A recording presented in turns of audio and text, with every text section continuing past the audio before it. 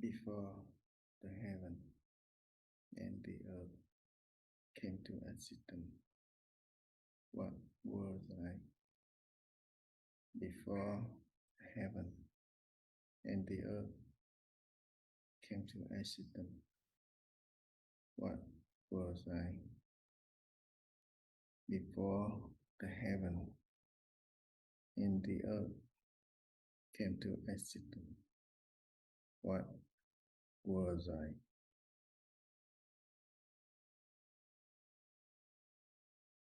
The practice meditation emphasize practicing,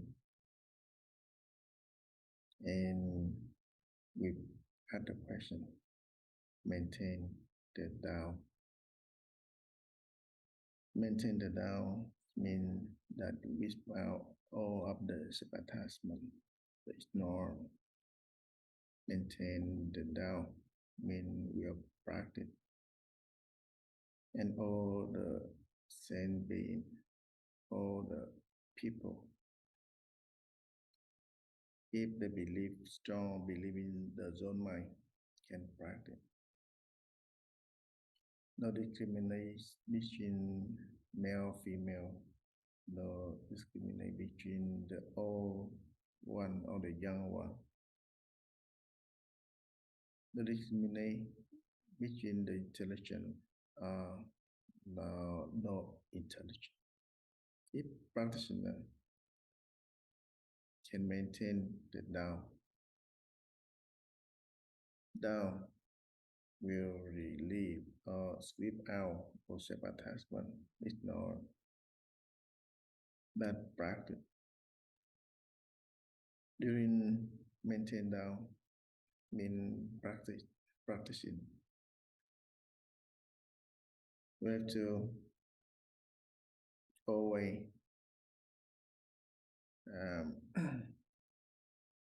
sharing or ask question answer with the experienced one, with the Dharma friend, to go the right way, to maintain the Tao, real the Tao, the true Tao, no raising the curiosity, no chase to the dualism, subjective and objective. The true Tao will have the practice to go the right. Mean the practitioner will recognize the way they are practicing. And with the Tao and the practice, we will got the idea of the Buddha, the patriarch, or the Buddha teaching, patriarch teaching. With the practice, we will verify the way we are going. So just practice and emphasize practicing, maintaining the Tao.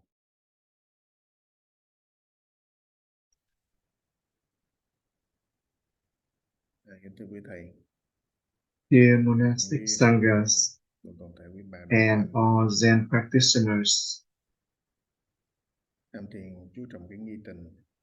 the practice of Plato Zen meditation is focused on the great doubt.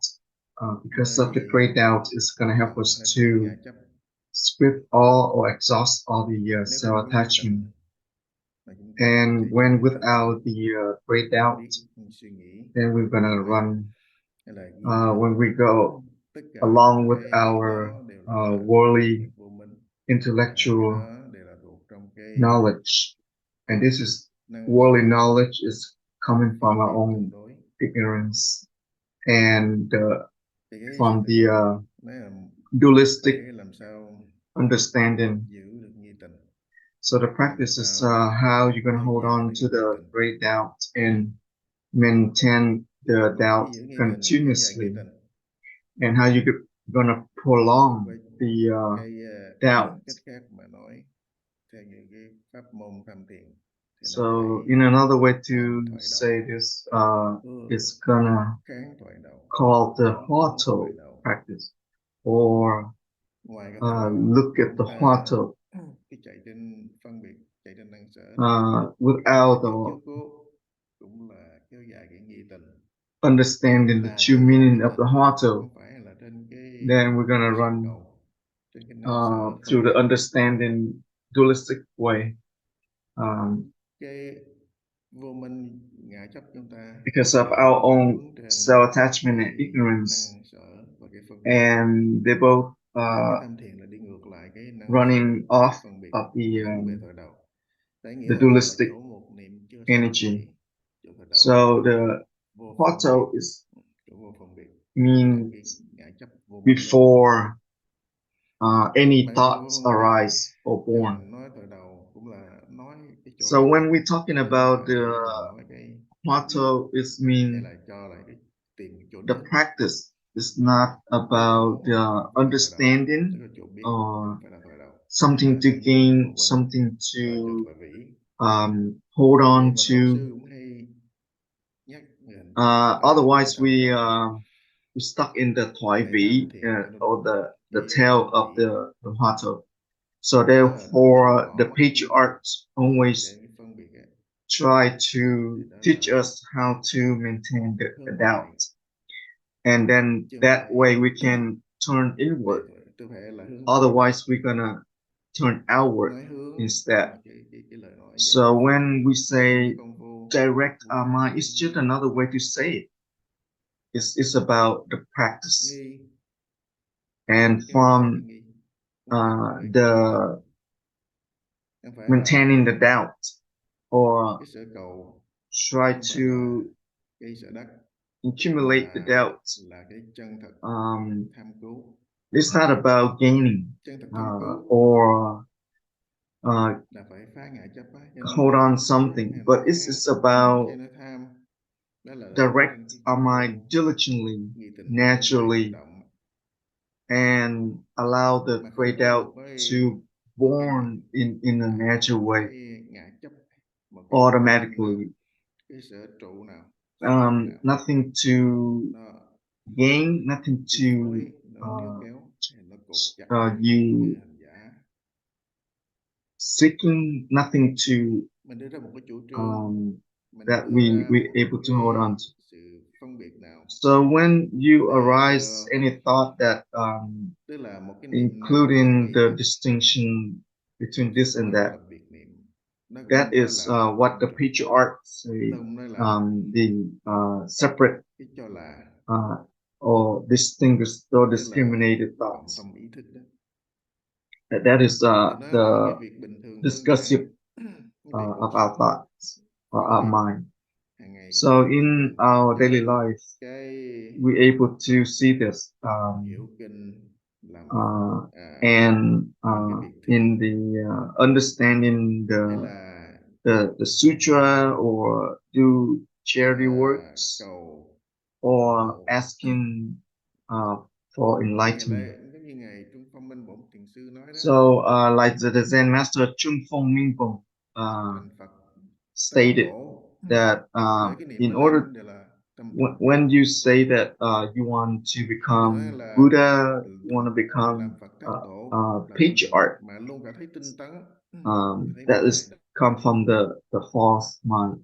Or even when you see that you are practice diligently, even the subtle thoughts of the practice is still in the verge of the dualistic method. So that is why Bosun then master say that how you need to develop the great doubt, the true great doubt or pure grayed out. Chúng ta thì ngoài cái nghiệp còn phân biệt The one còn thought ngã chấp, còn hơn thua, còn phải in quay, thousand đúng sai. years is or Đó mới nổi ra cái niệm 1,000 years in não, one thought. cái niệm That's how we lo, continue buồn, to sợ go hãi. at it. So Tất cả when đều là we do have a cái lot chấp of mà ra. thoughts Từ cái arise niệm, in từ cái tâm trọng chấp, the practice, thì mình and phải it's still called trở lại tham học, the stolen quay mind, lại với công phu. like Công phu chúng ta like giảng chỉ để gọi the là Zen master cho nên cái công phu tham thiền Chung Phong Minbon, he say that we still have nó that không có phải stolen mind or đòi hỏi thief một cái tư cách mind. nào cả. So this practice is not about the status. We are Già cũng có thể tham able to thiền, practice trẻ cũng có thể tham thiền. any ages, Người thông minh cũng tham thiền, người đần độn young or old. Nam, nữ, People would tại gia, have xuất gia. smart people Nếu or tính từ tâm not smart thì có thể people. tham thiền. Và tham thiền And the monastics or lay persons, any people can practice. Công phu thì đó là chú trọng cái nghi tịnh. And this practice is focused on the great doubt. And the great doubt is going to lead us to open up everything. And it's going to end our ignorance. So the intellectual understanding had nothing to do with this. It's only support. It support our trust in the mind. And when you trust in the mind, you need to let go of that intellectual understanding. And if we don't use it for the practice, but if you only use to fulfill your intellectual knowledge, then it's gonna defeat the purpose of the practice. So the patriarch need always asks us to return to the practice and let go of the intellectual understanding. Otherwise, you allow the intellectual understanding to become the blockage. And then we're going to reborn into our samsara, birth and death. So in our daily practice, we always remind us about the practice, the heart, the doubt, the doubt all the time. So maybe some of us, we get boring with this. And even when you have this boring thought, or very the thoughts of not able to practice, and why we have this issues with the not want to practice, and why, and then why you have this obstacle, this how obstruct our practice, and create this all this affliction in your own mind. Then you need to look deeply into these issues, and this is what I want to share with all of you today. How we conceive our heart practice, so from that we not let go of this ungratefully the practice. Here's a question. Dear Thầy Master, how come when I practice I have and sometimes I don't have the doubt, and I keep practice, but somehow I don't understand how to raise it out. So can you explain more so that I can practice the right way? So in this practice, and this is very common issues with the practitioners. So in our own discursive mind and attachment of the self attachment, so usually get this distinction in everything in our life. So therefore, it's affect our practice because it's always want to have something to gain, something to seek. It's always on the gain and loss and the self-attachment of our own ignorance. And the correct practice of the Hatha is going against all that, to exhaust this self-attachment. So when we learn Buddha Dharma, we want to gain something in conventional mind. When we learn something in school, we're gonna gain the degrees and all that. So this is the patterns of our own attachment to something, to gain something. So this is coming from our own ignorant mind. And when you fulfill your degrees, your expectation of something, and then you wanna go for another desire. So and keep going from one desire to another, from one fame to the other fame, from all the possessions, money, and so on, and it keep going.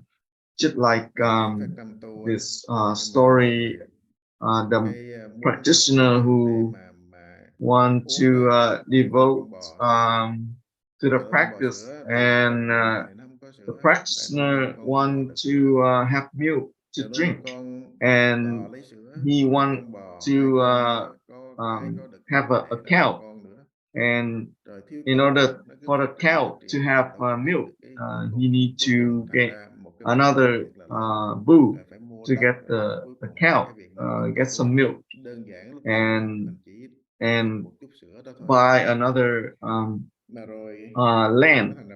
with the pasture, so they can have something to eat, so they can produce milk. And because of just one glass of milk, and it create all this things in the world, and all the possessions, and he doesn't want to lose or lost anything, from his possession, and he just go round and around in the samsara. And as a practitioner, if we truly practice the Buddha Dharma, we need to let go of our self-attachment. And when you already have this true dedication for the practice, then we need to let go of the self-attachment, and we're not gonna attach to any wrong or false mind. So we need to direct our mind to the Hatha.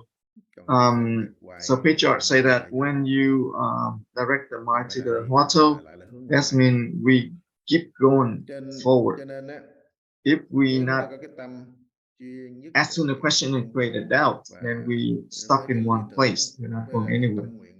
So when we talking about the devotion for the practice, we need to remember why we do this, because we want to end up this birth and death with samsara. So we need to continue to understand your devotion to the practice, the meaning of monasticism, and the meaning of true learning.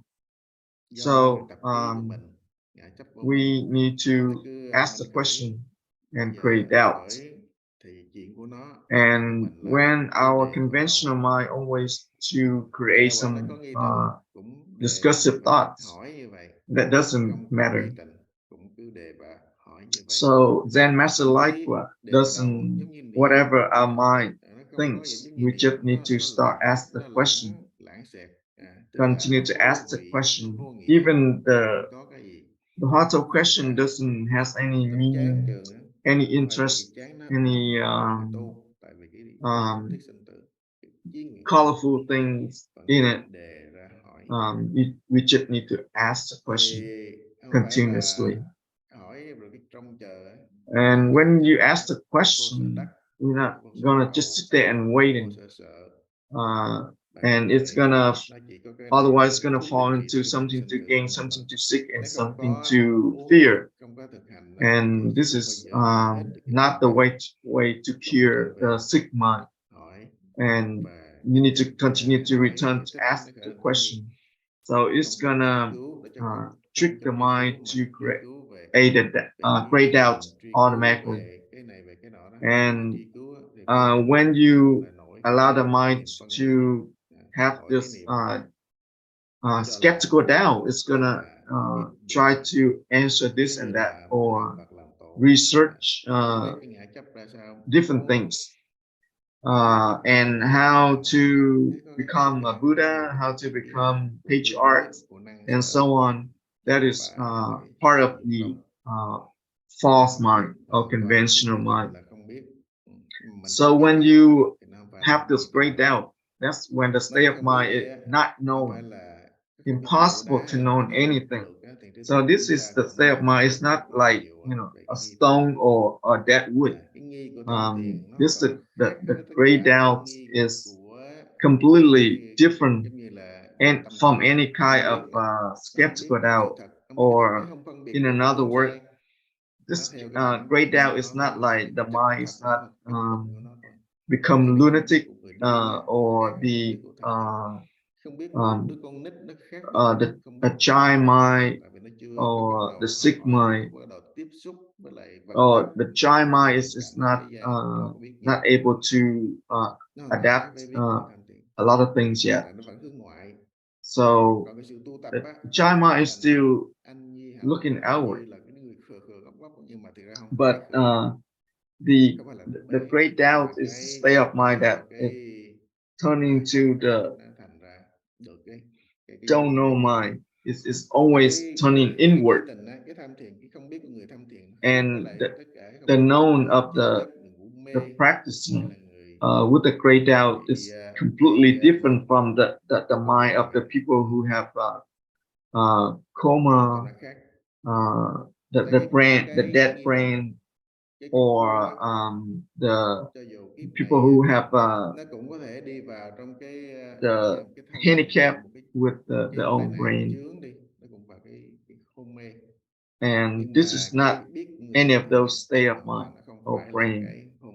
The great doubt is not return to the coma. It's completely wrong.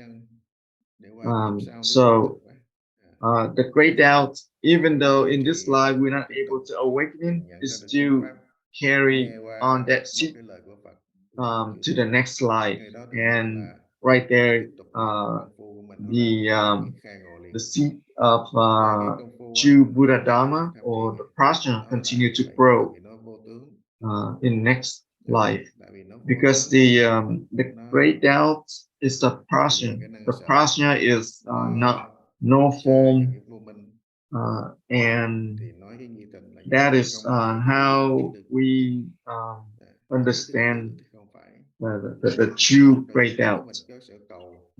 When you have a lot of something to gain, something to seek, that is coming from the skeptical doubt. The skeptical doubt is only triggered into the wrong path, the path of self-attachment, the mask, the state of mind that has a lot of masquerade. And the patriarchs always want us to realize this. So when you start to do this practice, we need to continuously to return to the practice. And when you have to deal with or encounter with our daily activities or things going on, we just need to deal with it and then return to the practice, and always see the our wise teachers, friends, colleagues who want to share in their own practice or experience, and they're able to see that we can create the trust in the mind from their practice. They able to share their true experience with the practice. So that's help us to let go of our skeptical in this practice. And there's nothing new. There's nothing to say about. It's just about return to the practice and maintain the doubt. Uh, and let go of the being and no being, and don't worry about any of the something to gain, something to seek, and eventually it's going to create the good the pattern for the practice, and in itself release all the obstacle in the practice. And eventually when you able to practice this, you're able to know exactly the true taste of the taste of the water, cold or hot, you know. And the more you practice, the more you're able to know exactly or clearly in your practice.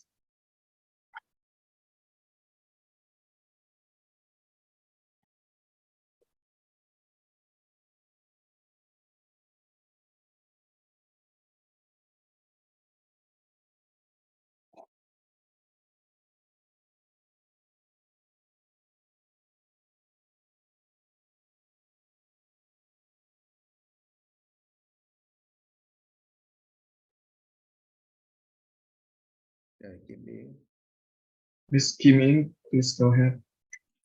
Dạ, Nam mô Bổn Sư Thích Ca Mâu Ni Phật. Namo Shakya Muni Buddha, dear Thais, dear nuns, and all practitioners. Có xin thầy khai thị lại Please explain to me năm cái tỉnh tánh đó thầy. the five mindset of the Ví dụ practitioners. tỉnh tánh tiểu thừa thầy. When you have the mind of the Mahayana, the Theravada mindset.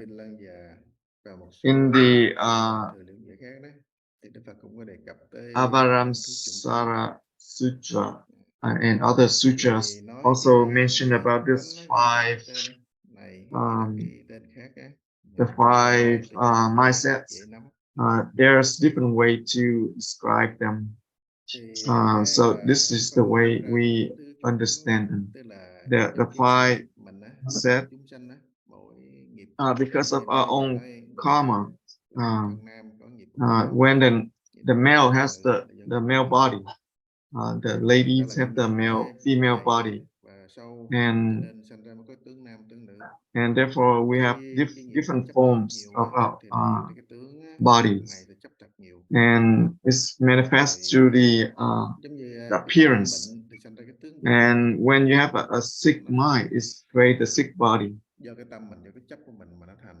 When our self-attachment is created, the result. So there are the five mindsets. There could be many different. So when you have the outsider mindset, is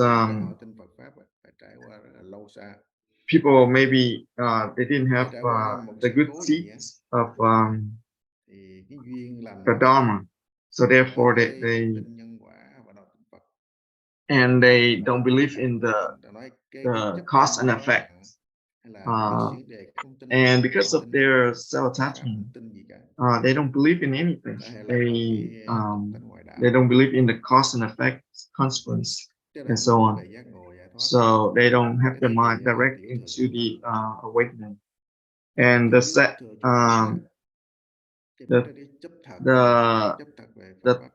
Theravadan's mindset, they have a strong attachment to the gain.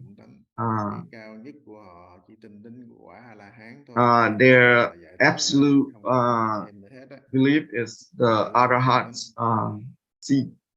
That is we call the Theravadan mindset. And then we have the Mahayana mindset. They have this belief in the practice of Bodhisattva path and the six paramita. This mindset, they're able to understand the outsider mindset and the Theravadan mindset.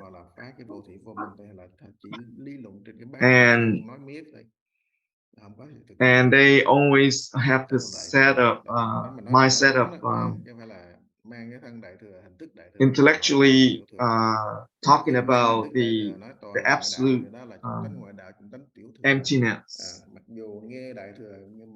And they have this mindset of understanding, but not going all the way in. Yeah. And cái đó là những cái mà khác nữa ha, không có nói nhiều hơn chỗ đó. Rồi đó là ba thứ. Rồi nói cái bất định chủng tánh. And we have another, nó có thể nó the non-attaching or non-abiding or non-concentrating mindset. And this mindset is basically they're not able to distinguish between their position in different which position they're in. They're not able to position themselves in Mahayana mindset or Theravadan mindset or the outside mindset. So this is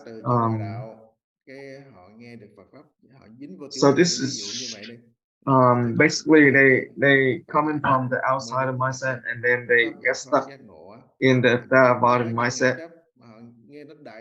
And then when they hear that Mahayana mindset is better, then their minds change to Mahayana mindset in.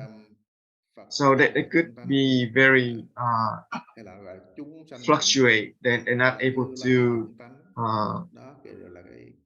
have this the concrete mindset.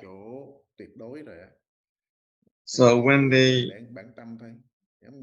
have the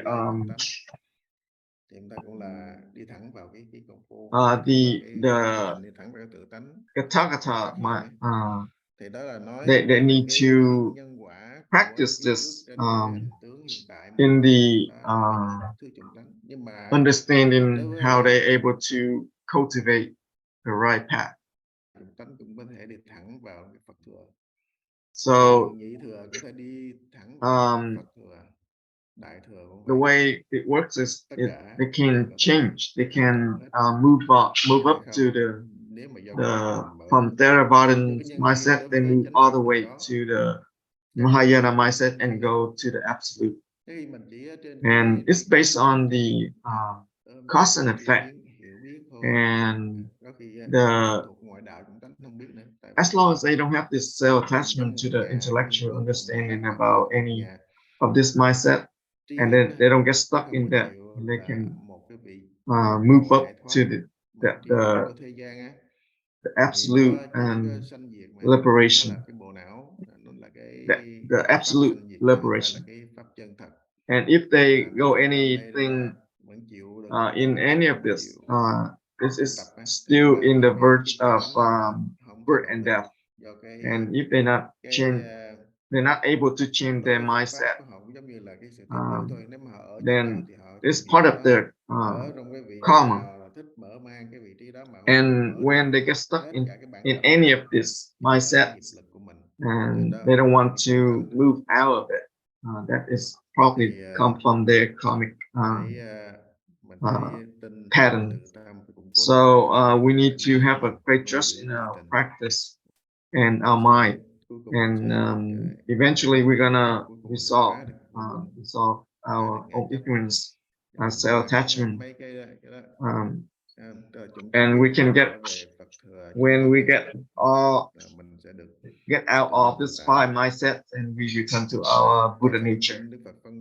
So therefore, in the sutra, the Buddha, when he constructs all this and then he negate or destroy all this construction, so there no way that you're gonna attach to any of this, because of our mind, sentient beings' minds only attach to something.